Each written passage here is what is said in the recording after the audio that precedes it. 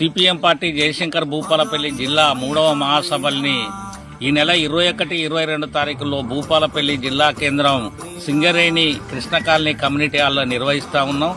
ఈ మహాసభలకు CPM party కేంద్ర నాయకులు నాగయ్య గారు హాజరవుతా ఉన్నారు. సిపిఎం పార్టీ రాష్ట్ర నాయకులు వెంకటేష్ గారు హాజరవుతా ఉన్నారు.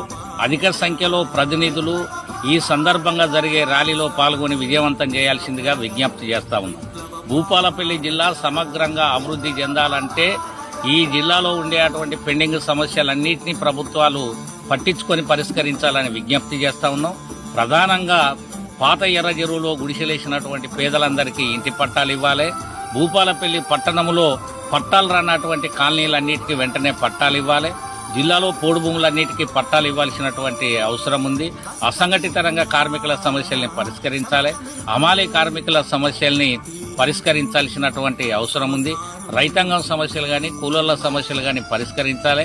జిల్లా కేంద్రంలో ప్రధానంగా పాలిటెక్నిక్ కాలేజీ కానీ బీఈడీ కాలేజీ కానీ లా కాలేజీని కానీ ఏర్పాటు చేయాల్సినటువంటి అవసరం ఉంది.